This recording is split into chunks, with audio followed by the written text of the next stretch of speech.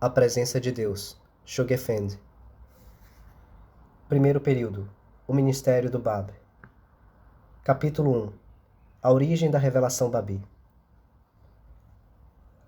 A data de 23 de maio de 1844 assinala o início da mais turbulenta fase da idade heróica da Era Bahá'í, idade em que se testemunhou o despontar da mais gloriosa época dentro do mais extenso ciclo já registrado pela história espiritual da humanidade.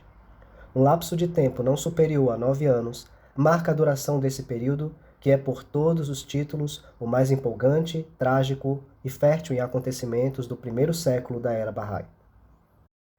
Teve ele o seu marco inicial com o surgir de uma revelação cujo portador a posteridade há de aclamar como o ponto em volta do qual giram as realidades dos profetas e arautos, e encerrou-se com as primeiras irradiações de uma ainda mais potente revelação, cujo dia todos os profetas já anunciavam, como afirma Bahá'u'lláh, pelo qual ansiava a alma de todo mensageiro divino, e através da qual Deus pôs à prova os corações de toda a assembléia de seus mensageiros e profetas. Não é, pois, de se admirar que o imortal historiador da revelação Bahá'í tenha dedicado nada menos que a metade de sua impressionante narrativa à descrição desses eventos que se desenrolaram em tão breve espaço de tempo e tanto enriqueceram, pelo trágico e pelo heróico, os anais religiosos da humanidade. Este período de 9 anos bem pode ser considerado como ímpar em todo o campo da experiência religiosa do homem, pelo simples vigor dramático, pela rapidez com que se sucederam uns aos outros tão momentosos acontecimentos, pelo sacrifício que assinalou seu começo, pelas circunstâncias miraculosas que acompanharam o martírio daquele que o inaugurara, pela potencialidade com que esteve tão intensamente impregnado desde o seu início e pelas forças a que posteriormente deu sua vida. Ao acompanharmos os episódios do primeiro ato de tal sublime drama, ressalta a nossa observação a figura da sua principal personagem, o Bab, surgindo qual meteoro no horizonte de Shiraz, cruzando os sombrios céus da Pérsia de sul a norte, ofuscando-se com trágica brevidade e extinguindo-se numa chama de glória. Vemos seus satélites, uma galáxia de heróis inflamados no amor divino, alçados no mesmo horizonte, irradiarem aquela luz incandescente, consumirem-se a si próprios com a mesma rapidez e contribuírem, por seu turno, com um mais impulso para o sempre crescente desenvolvimento da nova fé divina. Aquele que comunicou o impulso original de tão incalculável movimento não foi outro senão o prometido Raim, aquele que se levanta. O Sahibu Zaman, o senhor da era, que assumiu o direito exclusivo de anular toda a dispensação do Alcorão, que se denominou o ponto primaz do qual se geraram todas as coisas criadas. O semblante de Deus, cujo esplendor jamais se poderá obscurecer, a luz de Deus, cuja fulgência não se esvairá jamais. O ponto em cujo meio ele apareceu era a raça mais decadente do mundo civilizado, extremamente ignorante, selvagem, cruel, submersa em preconceito, serviu em sua submissão a uma hierarquia quase deificada, relembrando em sua abjeção os israelitas do Egito nos dias de Moisés, em seu fanatismo os judeus nos dias de Jesus e em sua perversidade os idólatras da Arábia nos dias de Maomé. O arqui-inimigo que lhe repudiou a pretensão, desafiou sua autoridade e perseguiu sua causa, conseguindo quase extinguir sua luz e que finalmente se desintegrou sob o impacto de sua revelação foi o sacerdócio xiita. Os membros dessa casta, ferozmente fanáticos, indizivelmente corruptos, gozando ilimitada ascendência sobre as massas, guardando com ciúme sua posição e irreconciliavelmente opostos a todas as ideias liberais, já há 1000 anos invocavam o nome do imame oculto, com os peitos ardendo com a expectativa de seu advento, os púlpitos ressoando com os louvores de seu domínio mundial, os lábios ainda devota e perpetuamente murmurando preces para que se apressassem sua vinda, aqueles que serviam de instrumentos, prontos para prostituírem seus altos postos a fim de que se cumprissem os desígnios do inimigo, não eram outros senão os soberanos da dinastia Qajar, primeiro o liberal, o doentio vacilante Muhammad Shah, que no último momento cancelou a iminente visita do Bab à capital, e segundo, o jovem inexperiente Nasir-Din Shah, que prontamente consentiu em sentenciar à morte o seu cativo. Os mais perversos homens, os quais se aliaram aos instigadores primários de tão hedionda conspiração, foram os dois grão-vizires, Haji Mirza Akazi, o idolatrado preceptor de Muhammad Shah, o intrigante vulgar, de coração falso e mente instável, e o Amir Nizam, Mizar Taghi Khan, homem arbitrário, cruel e atrevido. O primeiro destes exilou o Bab aos redutos das montanhas do Azerbaijão, e o último decretou sua morte em Tabriz. Seu cúmplice nesse e em outros crimes abomináveis foi um governo apoiado por um bando de assim chamados príncipes, vadios, parasitas e de governadores corruptos, incompetentes que tenazmente seguravam seus privilégios, adquirindo por meios desonestos e que se submetiam, em absoluto, servilmente, a uma ordem clerical notória por sua degradação. Os heróis cujas façanhas reluzem no registro desse feroz conflito espiritual, envolvendo a um tempo povo, clero, monarca e governo, foram os discípulos escolhidos do Bab, as letras do vivente, e seus companheiros, os rompedores da alvorada do novo dia, que enfrentaram tanta intriga, tanta ignorância, tanta depravação e crueldade, tanta superstição e covardia, com um espírito elevado, indomável, que inspirava reverência, com um conhecimento admiravelmente profundo, uma eloquência de força invencível, uma fervorosa piedade jamais excedida, uma coragem leonina em sua tenacidade, com uma abnegação santa em sua pureza, uma resolução de firmeza granítica, uma visão de estupendo alcance, uma veneração pelo profeta e por seus imames, que era desconcertante para os adversários, um poder de persuasão que alarmava os antagonistas, um padrão de fé e um código de conduta que desafiavam e revolucionavam as vidas dos conterrâneos. A cena de abertura do primeiro ato desse grande drama desenrolou-se no quarto superior de uma modesta residência do filho de um capelista de Shiraz, no obscuro rincão daquela cidade. Era a derradeira hora do dia 22 de maio de 1844. Os figurantes foram o Bab, um siede de 25 anos, de pura e sagrada linhagem, e um jovem, Mullah Hussein, o primeiro a crer nele. O encontro entre esses dois, nos momentos que anteciparam essa entrevista, pareceu ser meramente ocasional. Prolongou-se a entrevista até a hora do alvorecer. O hospedeiro permaneceu encerrado com seu convidado, enquanto que, lá fora, a cidade adormecida nem de longe sonharia com a importância das palavras entre si trocadas. Nenhum registro nos foi legado dessa extraordinária noite, salvo o fragmentário, mas altamente significativo relato ouvido dos lábios de Mullah Hussein. Sentei-me, encantado pela fluência de seu verbo, esquecido do tempo e daqueles que me esperavam. Ele próprio atestou, depois de descrever a natureza das perguntas que fizera ao seu hospedeiro e as conclusivas respostas que dele recebeu.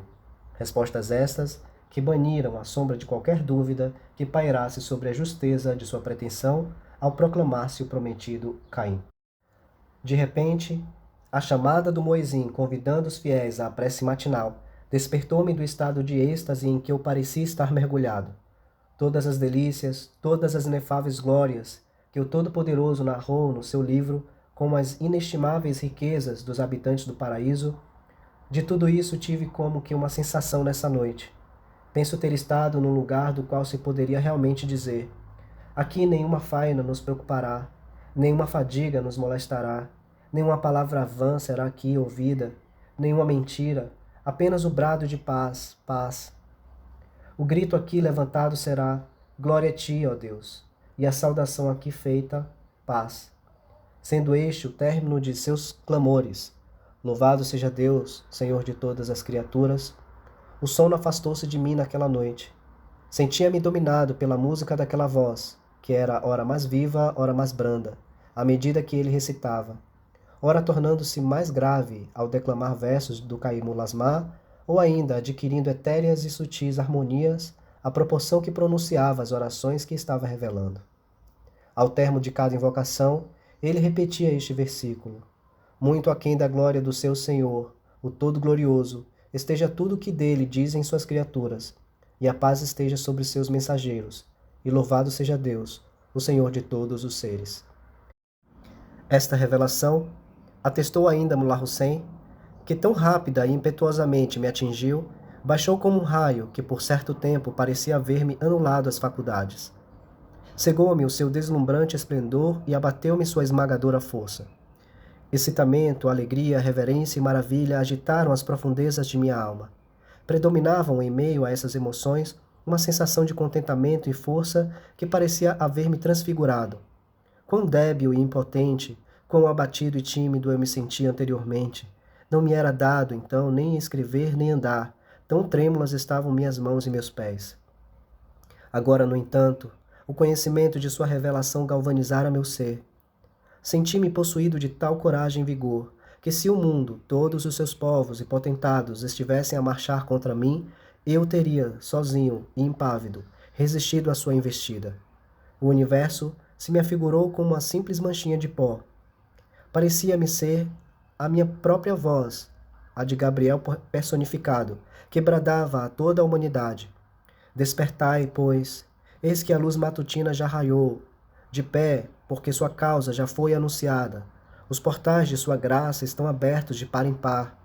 Entrai por eles, ó povos da terra, porque é chegado aquele que é o vosso prometido. Uma luz mais significativa, entretanto, se irradia sobre esse período, assinalando a declaração da missão do Bab, através da leitura daquele, primeiro e maior e o mais poderoso de todos os livros da Revelação Babi, o célebre comentário sobre a Sura de José, o primeiro capítulo do qual, asseguram-nos, precedeu totalmente no decorrer daquela noite das noites, da pena de seu revelador divino. A descrição desse episódio por Mullah Hussein, bem como as páginas introdutórias desse livro, atestam a magnitude e a força daquela momentosa declaração. A pretensão de ser nada menos que o porta-voz do próprio Deus, prometido pelos profetas de passadas eras, a asserção de ser ele, ao mesmo tempo, o arauto de um ser imensuravelmente maior que ele próprio, o chamado que ele bradou aos reis e príncipes da terra, as ominosas advertências adquiridas, ou melhor, dirigidas, ao primeiro magistrado do reino, Muhammad Shah, o conselho dado a Haji Mirza Akazi de que temesse a Deus e a ordem peremptória de que abdicasse a autoridade como grão-vizir do Shah e se submetesse àquele que é o herdeiro da terra e de tudo que nela está, o desafio emitido aos governantes do mundo, proclamando a autossuficiência de sua causa, denunciando a vaidade do poder efêmero por eles possuído, chamando-os, cada um e todos, a deixarem de lado o domínio que lhes é próprio e a transmitirem sua mensagem às terras tanto do Oriente como do Ocidente, constituem essas as características dominantes daquele contato preliminar que assinalou o nascimento e determinou a data do início da mais gloriosa era da vida espiritual da humanidade. Com essa declaração histórica, rompeu a aurora de uma era que assinala a consumação de todas as épocas. O primeiro fluxo de uma revelação grandiosa havia sido transmitido àquele de quem testemunha o Kitab Khan. Não fosse ele, Deus não se teria assentado na cátedra de sua misericórdia, nem se teria elevado ao trono da glória eterna. 40 dias, porém, se passaram até que fosse iniciada a escolha de outras 17 letras dos viventes. Gradativa e espontaneamente, alguns adormecidos, outros acordados, alguns pelo jejum e prece, outros através de sonhos e visões, descobriram o objetivo de sua busca e se agregavam sob a bandeira da fé recém-nascida. A última a ser inscrita na Epístola da Preservação, embora fosse a primeira em categoria, dentre essas assim chamadas letras do vivente, foi o versado Qudus, de 22 anos de idade, descendente direto do Imam Hassan e o discípulo direto de Syed Kazim. Precedeu imediatamente uma mulher, a única do seu sexo que fora investida com o grau de apóstolo na nova revelação, mas que, ao contrário de seus companheiros, nunca estivera na presença do Bab. Poetisa, com menos de 30 anos de idade, de nobre linhagem, de fascinante beleza, de cativante eloquência, de um espírito indômito, heterodoxa em suas ideias, audaciosa em seus atos, foi imortalizada como Taherê, a pura, pela língua da glória, e cognominada Coratulaim, o consolo dos olhos, por Sied Kazim, seu mestre. Em consequência de lhe haver aparecido o Bab num sonho, recebeu Taherê as primeiras noções de uma causa que estava fadada a elevá-la ao pináculo da fama e para a qual ela, em razão de seu inaudito heroísmo, contribuiria de forma brilhante. Essas primeiras letras procedentes do ponto primitivo, esta companhia de anjos enfileirados perante Deus no dia de sua vinda, estes relicários do seu mistério, estas fontes que brotavam do manancial de sua revelação, estes primeiros companheiros, que no dizer do Baian persa, gozam de maior aproximação de Deus, estes luminares que vêm através dos tempos, inclinando-se e continuarão, para todo sempre, a inclinar-se perante o trono celestial, e finalmente estes anciãos, mencionados no livro da Revelação, como assentados diante do Senhor, nos seus lugares, vestidos de alva roupagem, e trazendo na cabeça coroas de ouro, estes foram, antes de sua partida, conclamados à presença do Bab, que a ele se dirigiu em pequenos discursos, confiando a cada qual uma tarefa determinada, indicando a alguns deles as suas próprias províncias de origem para o seu campo de ação. Concitou-os a observar a máxima precaução e moderação em sua conduta, revelou-lhes o alto sentido de sua investidura e frisou a magnitude de suas responsabilidades. Citou as palavras de Jesus a seus discípulos e acentuou a extraordinária grandeza do novo dia. Preveniu-os de que não retrocedessem, para não virem a perder o reino de Deus, e garantiu-lhes que, se cumprissem a ordem de Deus, este os tornaria seus herdeiros e mentores espirituais entre os homens. Ele fez alusão indireta ao segredo e anunciou a aproximação de um dia ainda mais importante, e os convidou a se prepararem para o seu advento. Rememorou o triunfo de Abraão sobre Nimrod, de Moisés sobre o faraó, de Jesus sobre os judeus e de Maomé sobre as tribos da Arábia. E sustentou a ascendência ulterior inexorável de sua própria revelação. Aos cuidados de Mullah Hussein, confiou uma missão ainda mais específica em caráter e mais significativa. Afirmou que seu convênio com ele estava assim estabelecido. Preveniu de que fosse indulgente com os teólogos com que viesse a se encontrar. Ordenou-lhe seguir para Teherã e aludiu, nas mais calorosas palavras, ao ainda irrevelado mistério encerrado como uma relíquia naquela cidade. Um mistério que, afirma ele, transcenderia a luz irradiada, quer por Hijaz ou Shiraz. Galvanizados em ação pelo mandato que lhes foi conferido, entregues à sua perigosa e revolucionária missão, estes luminares de segunda grandeza, que juntamente com o Bab constituem a primeira Wahid, unidade, da revelação do Baian, infiltraram-se por toda parte, através das províncias de seus rincões natais, onde, com sublime heroísmo, resistiram ao selvagem e combinado ataque das forças dispostas contra eles, e imortalizaram sua fé por seus próprios feitos, assistidos por seus correligionários, provocando, em consequência disso, um tumulto que convulsionou seu país e irradiou seus ecos, atingindo lugares tão distantes como as capitais da Europa Ocidental.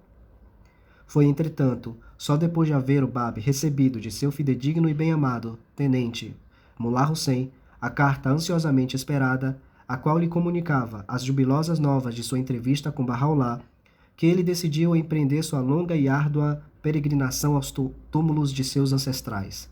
No mês de Sha'ban do ano de 1260 antes da Hégira, setembro de 1844, aquele que tanto por parte do pai como da mãe era da estirpe da ilustre Fatimé e que era descendente do imame Hussein, o mais eminente dentre os legítimos assessores, ou melhor, sucessores do profeta do Islã, procedeu, em cumprimento das tradições islâmicas, a visita à Caaba. Ele embarcou de Bushir do dia 19 de Ramadã, outubro de 1844, de veleiro, acompanhado por Qudus, a quem ele estava preparando assiduamente para assumir seu futuro posto, desembarcando em Jadi, após uma viagem tempestuosa de mais de um mês de duração. Ele vestiu o traje de peregrino, montou um camelo e partiu em direção a Meca, onde chegou no dia 1º de Dhul Hajjid, 12 de dezembro. Qudus, segurando nas mãos as rédeas, acompanhou seu mestre a pé até aquele sagrado sepulcro. No dia de Arafir, o profeta peregrino de Shiraz, relata seu cronista, devotou todo o seu tempo à oração. No dia de Narlá, seguiu a Muná, onde, de acordo com o costume, sacrificou 19 carneiros, 9 em seu próprio nome, 7 em nome de Qudus e 3 em nome do servo etíope que lhes atendia. Depois, na companhia dos outros peregrinos, circundou a Caaba e cumpriu os rituais prescritos para a peregrinação. Sua visita a Hijaz foi assinalada por 2 episódios de especial importância. O primeiro foi a declaração da sua missão e seu franco desafio ao arrogante Mizar Muhid Kirmani, um dos mais ilustres expoentes da escola Sheikhi, havendo ele algumas vezes chegado a ponto de asseverar sua independência da direção dessa escola, que fora assumida após a morte de Syed Kazim, por Haji Muhammad Karim Khan, temível inimigo da fé Babi. O segundo episódio foi o convite em forma de uma epístola que foi levado por Qudus ao xerife de Meca, e na qual se instava o guardião da casa de Deus a abraçar a verdade da nova revelação. Absorto, porém, nas suas próprias atividades, o xerife não respondeu. 7 anos depois, quando, durante uma conversação com um certo Haji Niazi Baghdadi, esse mesmo xerife foi informado das circunstâncias que acompanhavam a missão e o martírio do profeta de Shiraz. Ele escutou atentamente a descrição daqueles acontecimentos e expressou sua indignação por causa do trágico destino que lhe sobreviera. A visita do Bab a Medina assinalou a conclusão de sua peregrinação. Alcançando Jadi, ele regressou a Bushir, onde um de seus primeiros atos foi despedir-se pela última vez de seu companheiro de viagem e discípulo, e lhe assegurar que ele haveria de encontrar o bem-amado de seus corações. Ele lhe anunciou, além disso, que ganharia a coroa de Marte e que ele próprio, subsequentemente, haveria de sofrer o mesmo destino nas mãos de seus inimigos em comum.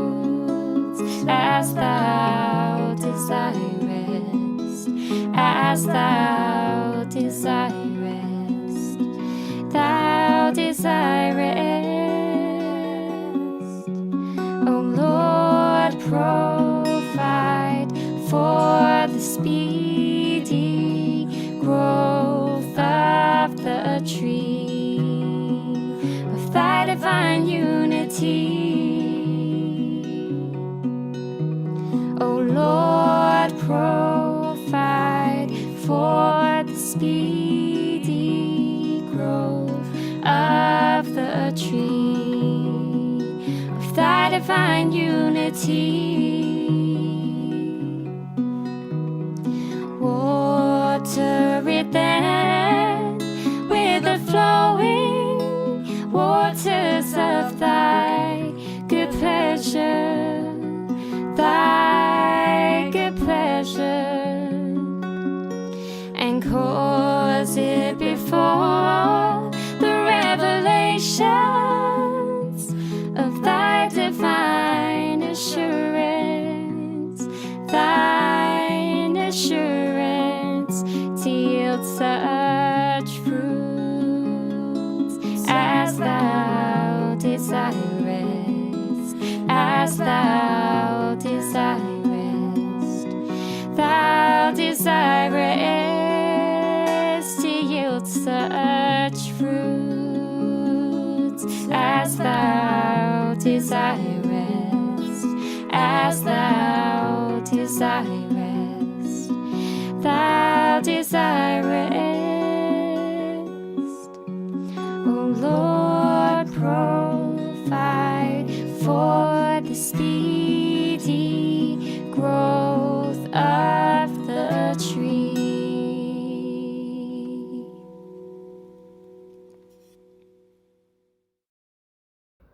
O regresso do Bab à sua terra natal, Safar, 1261, traduzindo fevereiro de março de 1845, foi sinal para uma comoção que abalou o país inteiro.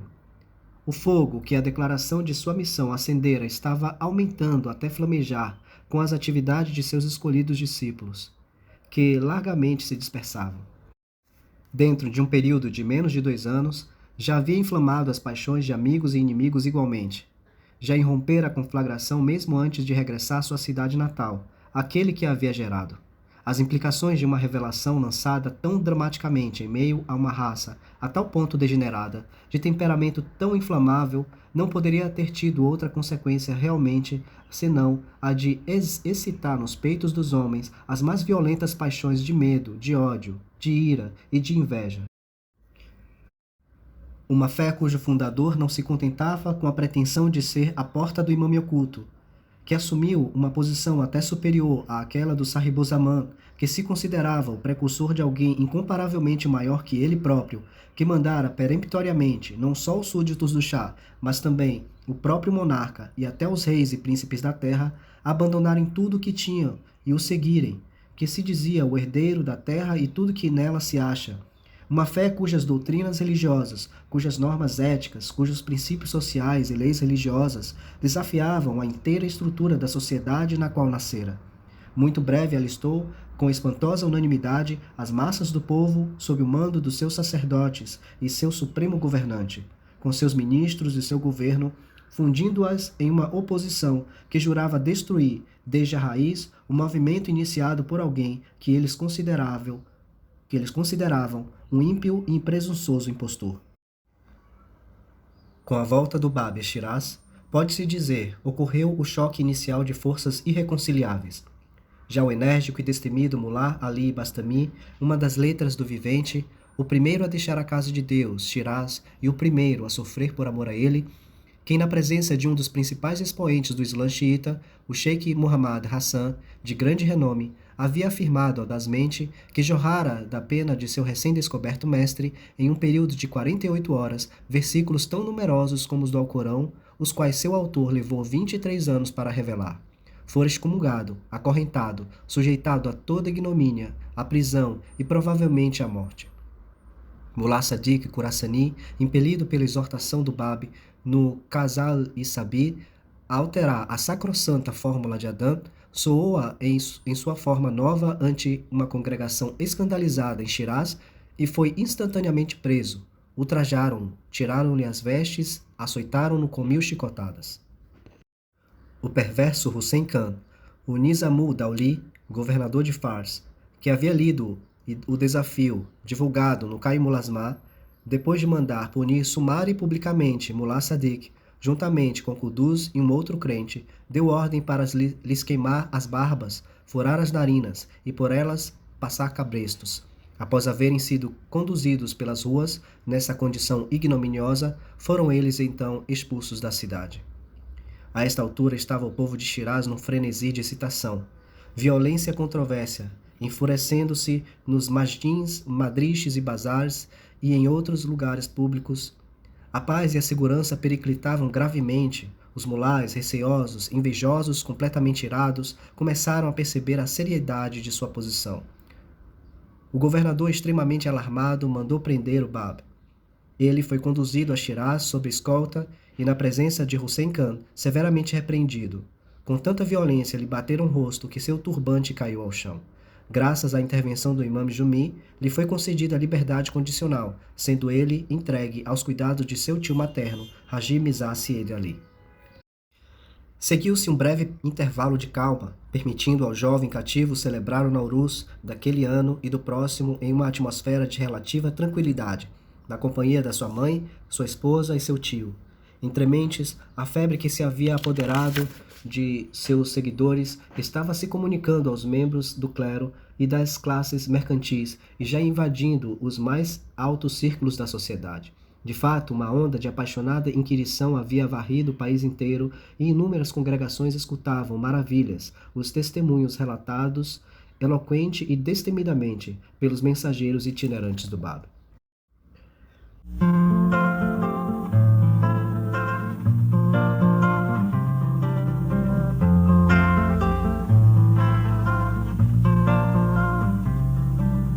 Ó tu amigo que moras na terra, que vives tão triste, que vives em guerra, que olhas o mundo tão frio e sem cor, que notas nos homens a falta de amor.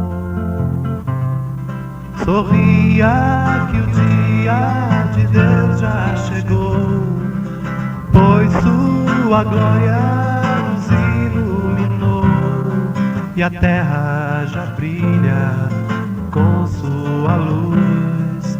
Somos os frutos que ele produz.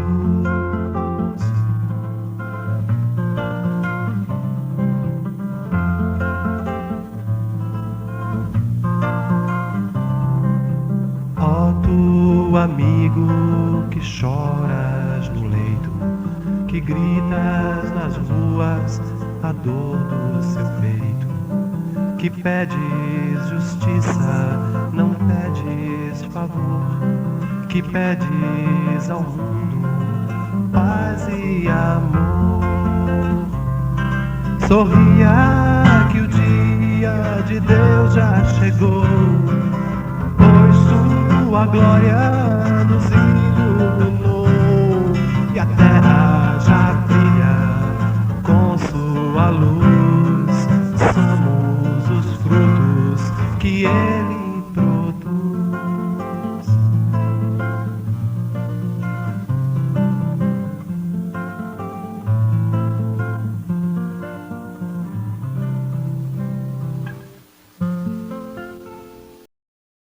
Tais proporções havia a comoção assumido que o Shah, não mais podendo deixar de levar em conta a situação, delegou o fidedigno Syed Yahya Darabi, apelidado de Vahid, um dos mais eruditos e eloquentes de seus súditos e de maior prestígio, um homem que havia memorizado nada menos que 30.000 tradições, para investigar e lhe informar da verdadeira situação.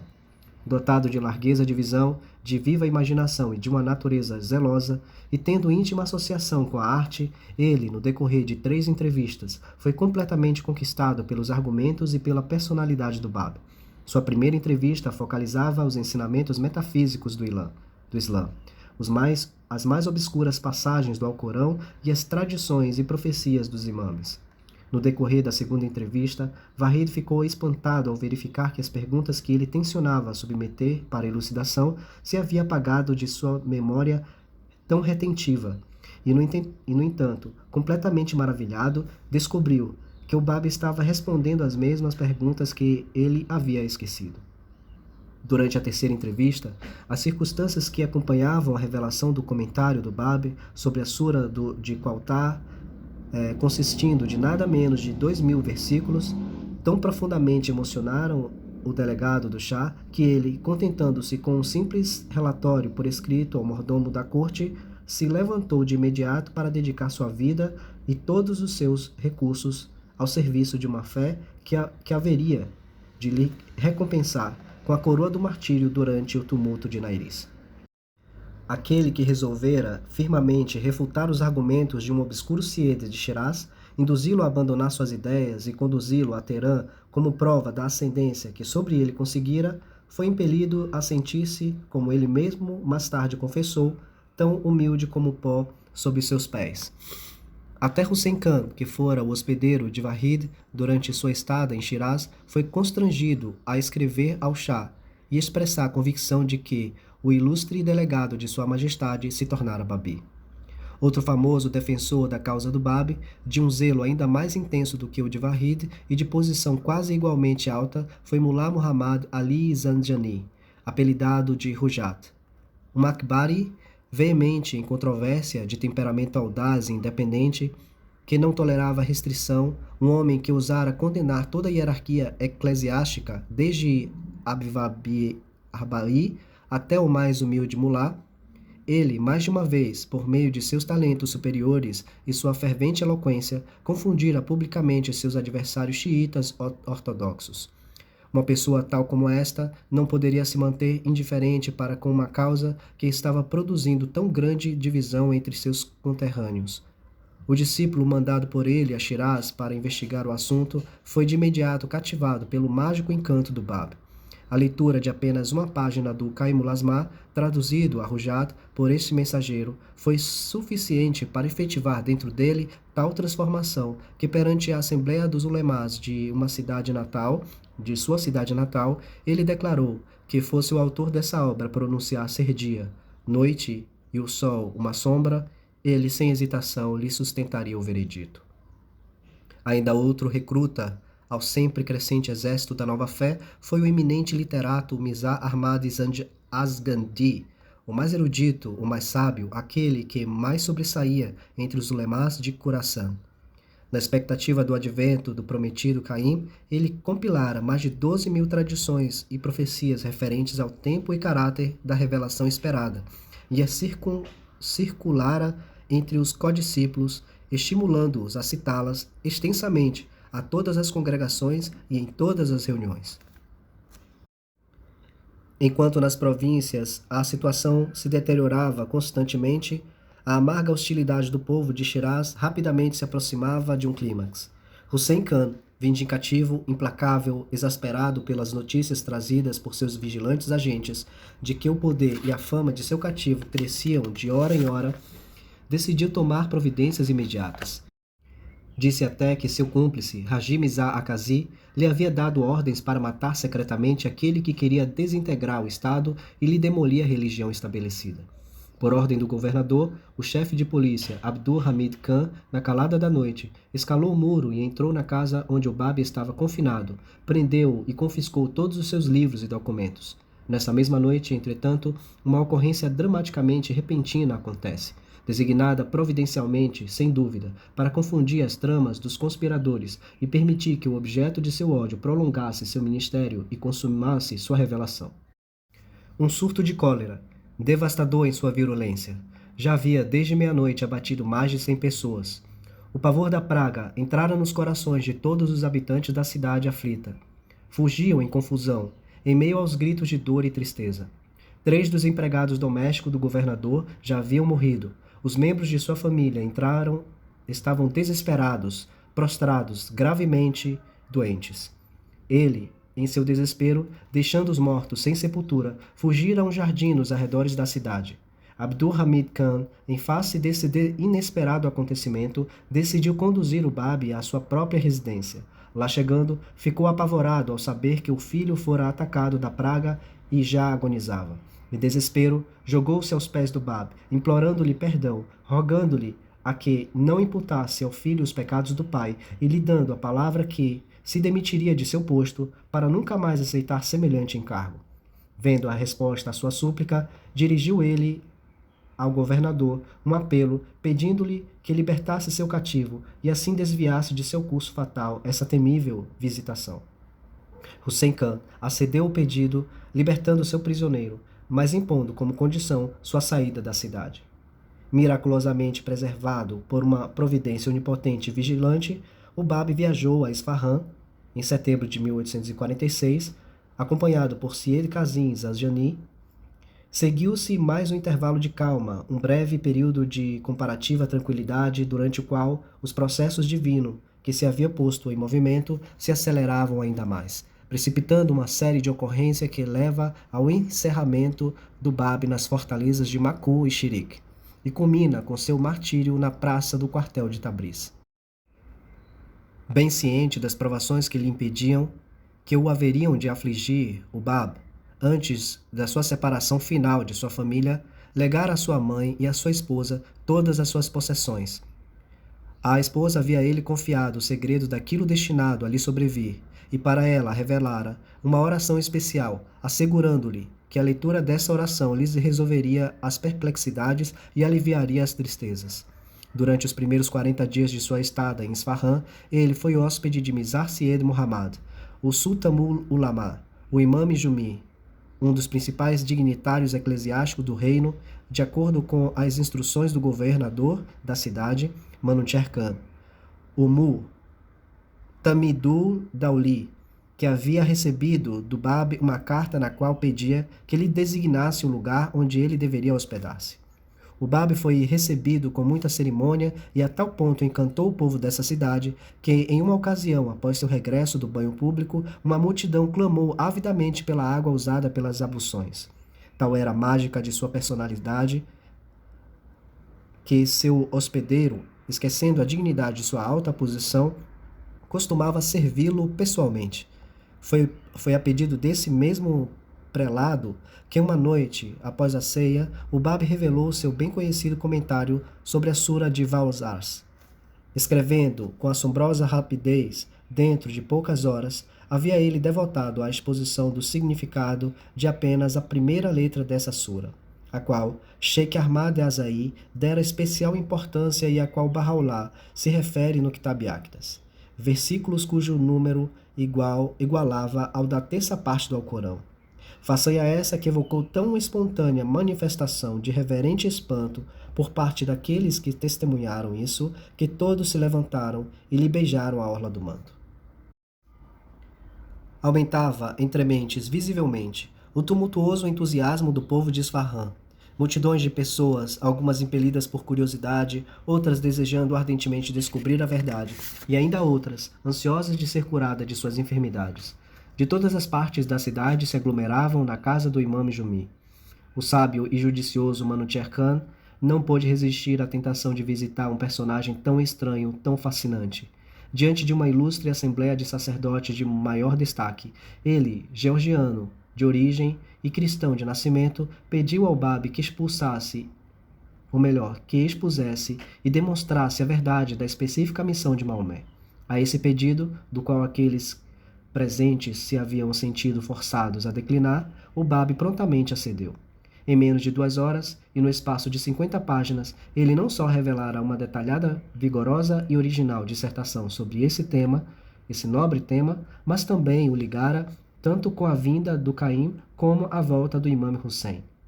Exposição essa que levou Manucher Khan a declarar, perante essa reunião, sua fé no profeta do Islã, bem como seu reconhecimento dos dons sobrenaturais de que o autor de tão convincente exposição estava dotado.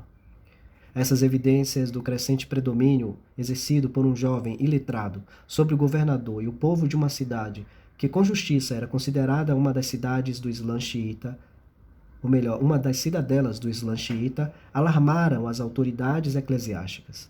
Abstendo-se de qualquer ato de hostilidade aberta, a qual, bem eles sabiam, haveria de lhes frustrar o propósito, eles, instigando a circulação dos mais extravagantes boatos, tentaram induzir o grão-vizir do chá a salvar uma situação que a cada hora se tornava mais aguda e mais ameaçadora. A popularidade, da qual o Bab fruía, seu prestígio pessoal e as honras que lhe eram outorgadas pelos conterrâneos haviam agora atingido o auge. As sombras de um destino algorento juntavam-se rapidamente ao seu redor. Daí em diante se acelerara uma série de tragédias que haveriam de culminar em sua própria morte e na aparente extinção da influência de sua fé. O arrogante e astucioso Haji Mirza Akazi, receando que o predomínio do Bab envolvesse seu soberano e assim pusesse fim a seu próprio prestígio, ficou ainda mais alarmado. Incitado pela suspeita de que o Bab gozasse de simpatia secreta do Mutamid, e bem ciente da confiança nele depositada pelo Shah, ele severamente repreendeu o imã Jumi por negligência de seu sagrado dever. Ao mesmo tempo, em várias cartas, ele prodigalizara seus favores aos ulemás de Isfahan, a quem, até então, não dera nenhuma atenção. Dos púlpitos dessa cidade, o clero incitado começou a vituperar e caluniar o autor daquilo que, a seu ver, constituía uma detestável e muito perigosa heresia. O próprio Shah foi induzido a chamar o Bab à capital. Manucher Khan, incumbido de providenciar sua partida, decidiu transferir a residência do Bab temporariamente para sua própria casa. Entretanto, os mustahids e ulemás, desconcertados ao verem os sinais de uma influência tão extensa, convocaram um grupo, o qual emitiu um documento injurioso, assinado e selado pelos dirigentes eclesiásticos da cidade, denunciando o Bab como herege e condenando-o à morte. Até o imã Jumi foi constrangido a acrescentar seu testemunho escrito de que o acusado era destituído de razão e de juízo. O Mutamid, em seu grande dilema, e a fim de apaziguar o crescente tumulto, concebeu um plano para fazer que a populaça, cada vez mais irrequieta, acreditasse haver o Bab partido para Teherã, enquanto ele conseguiu lhe arranjar um lugar de segurança, no Imarat Khurshid, a residência particular do governador em Isfahan, por um breve período de 4 meses. Foi naqueles dias que seu hospedeiro expressou o desejo de consagrar todas as suas possessões, avaliadas por seus contemporâneos, em nada menos de 40 milhões de francos, à promoção dos interesses da nova fé. Declarou sua intenção de converter Muhammad Shah, de induzi-lo a livrar-se de seu ministro ignominioso e dissoluto e de obter o consentimento real para o casamento de uma de suas irmãs com o Bab. A morte repentina do Mutamid, porém, predita pelo próprio Bab, acelerou a marcha da crise que se aproximava. O governador em exercício, o cruel, o rapace Gurjin Khan, induziu o Shah a emitir uma segunda notificação, ordenando que o jovem cativo fosse mandado disfarçado a Teherã com uma escolta montada lhe acompanhando. A esse mandato do soberano, que veio por escrito, o perverso Gurjin Khan, que já havia descoberto e destruído o testamento de seu tio, o Mutamid, e se apoderado de seus bens, prontamente acedeu. A uma distância de menos de 30 milhas da capital, entretanto, na fortaleza de Knargid, um mensageiro entregou a Muhammad Beg, chefe da escolta, uma ordem escrita de Haji Mirza Qazi, segundo o qual ele deveria seguir até Kulain e lá aguardar mais instruções. Logo depois veio uma carta que o próprio Shah havia dirigido ao Bab, com data de Rabiul Thani, 1263, 19 de março a 17 de abril de 1847, a qual, embora redigida em termos corteses, indicou claramente a que ponto chegara a venenosa influência que o grão-vizir exercia sobre seu soberano. Os planos, tão acariciados por Manucher Khan, foram agora completamente desfeitos. A fortaleza de Maku, situada no mais remoto canto do Azerbaijão, não muito distante da aldeia do mesmo nome, cujos habitantes desde longo tempo gozavam do favor do grão-vizir, foi o lugar que Muhammad Shah, seguindo o conselho de seu ministro pérfido, designara para o encarceramento do Bab. Foi permitido que apenas um companheiro e um assistente dentre seus seguidores o acompanhassem nesse sombrio e inóspito recinto. Todo-poderoso e astuto, esse ministro, sob o pretexto de ser necessário que seu mestre concentrasse sua atenção imediata em uma recente rebelião em Khurasan e uma revolta em Kirman, conseguira frustrar um plano que, se tivesse sido realizado, teria tido as mais sérias repercussões em seus interesses, bem como nos destinos imediatos de seu governo, seu rei e seu povo.